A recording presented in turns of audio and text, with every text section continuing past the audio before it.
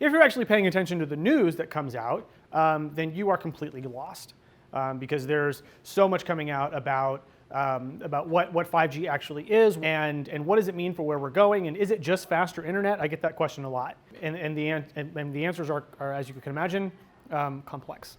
1G was voice, 2G was texting, 3G is the beginnings of data. Basically, you could take a selfie and send it to your boo. Like that's pretty much it. And then 4G brought with it essentially streaming video. When people say what was the killer app for 4G, a lot of people say it's streaming video, and that in and of itself is, I mean, kind of correct. When it first came out, like that's what it could do. But then of course it's evolved into something so much more. And then 4G, the connectivity caught up. And instead of having 2 or 3, maybe 10 megabits a second download throughput, now all of a sudden we're talking 30 to 40 megabits a second, right? We saw the iPhone and the network connectivity rise to meet each other and generate this almost equilibrium, right? And it brought with it this whole host of applications and stuff that we rely on today. And this device was really interesting, and it represented this shift in user interface technology that no one had ever really seen before.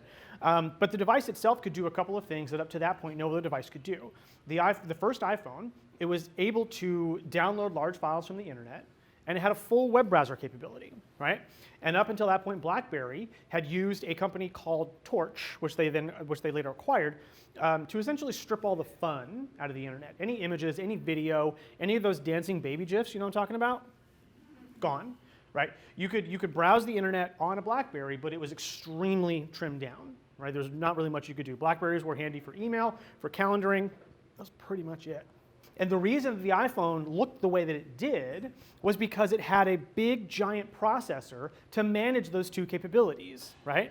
The ability to download large files and the ability to process a full web browser experience necessitated a large processor. And what happens when you have a large processor? What else do you need?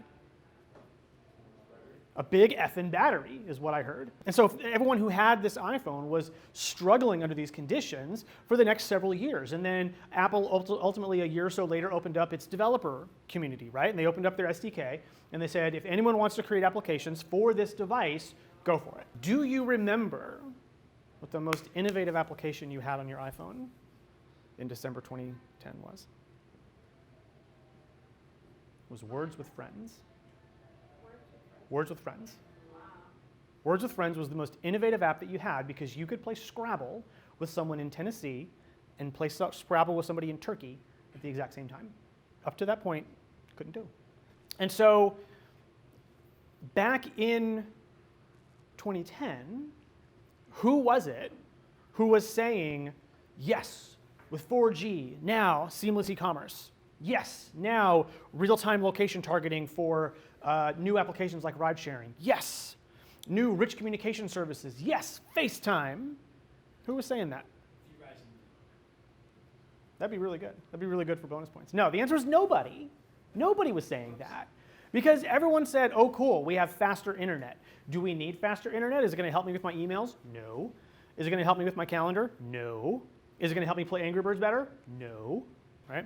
And what do we end up getting? We ended up getting all of these hosts of applications that have changed and redefined the way that we live our lives. We have 5G, which comes with all of these cool currencies, we call them. There are about 8 things that 5G does differently than 4G, right? And they range in the number of connected devices to the actual volume of data you can get going.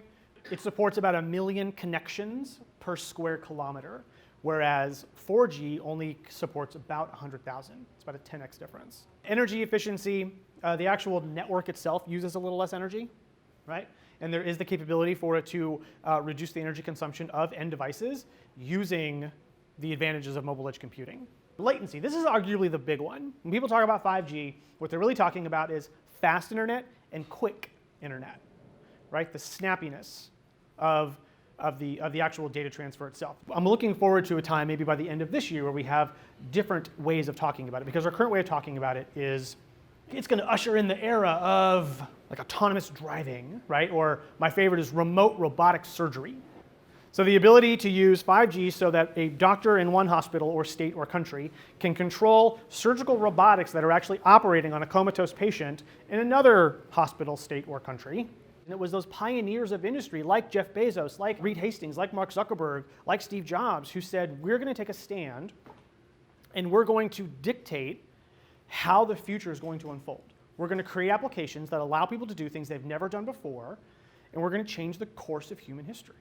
The time is now. We're at that time.